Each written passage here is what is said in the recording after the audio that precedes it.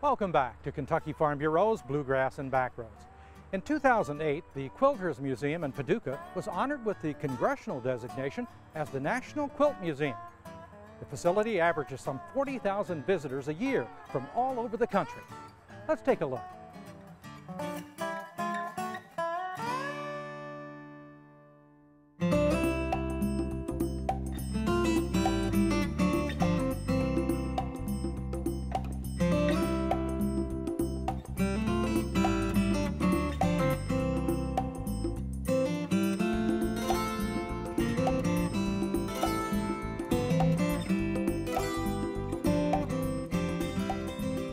Our mission really is to promote quilts and quilters, and we hope that people will come and see the quilts and appreciate the work that quilters are doing.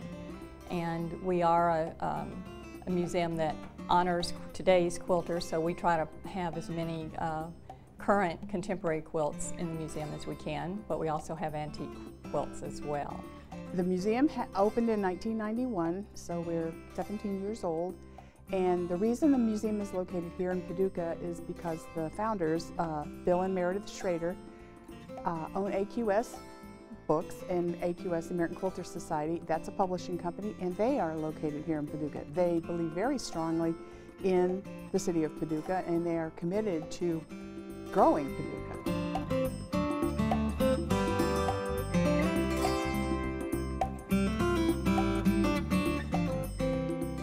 The quilt behind me is a wonderful quilt by Diane Godinsky called Shadows of Umbria. Diane is a master machine quilter. She's been doing it for many years, and she's very, very well acquainted with how to make a quilt look the way she wants it to by machine quilting. She uses a regular home sewing machine, not a long arm machine, and she basically does this work freehand. She might draw a spine. She might sketch the spine in on a section, but then she'll come in and outline the feathers just with free motion machine quilting. This quilt won the Best Machine Workmanship Award at the 2008 American Quilters Society Quilt Show and Contest. The name of this quilt is Red Squared by Judith Lazalier of Rhode Island.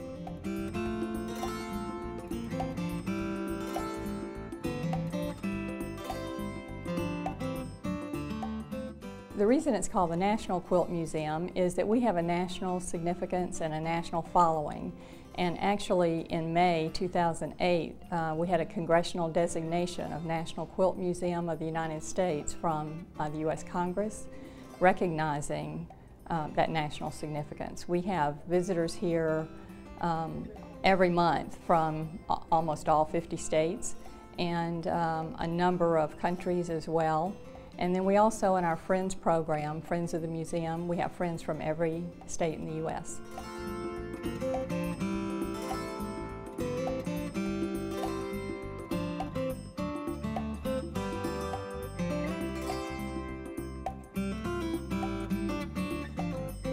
Okay, we are at the Space Quilt. Many people would think, well, what's space got to do with quilting? Well, quilting is a medium. And this is by two sisters, Pat Hawley and Sue Nichols. The entire quilt is done on the machine. It's machine applique and machine pieced and machine quilted. And it's a very classic quilt. It's a very classic form. It's a medallion format, and in a medallion format you have a center motif, and then you have surrounding borders. And that motif goes back to the 1700s.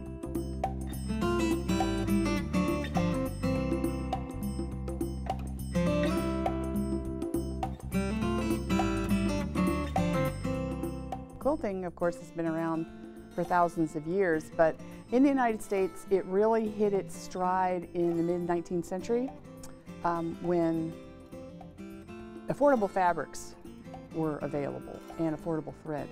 And then what we had in the 20th century, the first quilt revival in the 1930s, which is kind of odd because that was during the Depression, but everybody started quilting then. And then it kind of slowed down, and then it just bloomed after the bicentennial in the 1970s. I think part of that was there was a real interest in crafts brought about by the bicentennial, and of course we're in many ways, we're still in the colonial revival period. So quilting is depicted as a colonial craft. So we are still in what we call the second quilt revival of the 20th century. The quilt that you see on the wall, believe it or not, is made from wood. It looks so much like a quilt that when people come in to see it, they end up walking down the hall trying to find the wooden quilt because they don't think they've seen it yet. It's made by a man in Florida, and next year we're going to have a whole exhibit of his wooden quilts in the summer of 2009.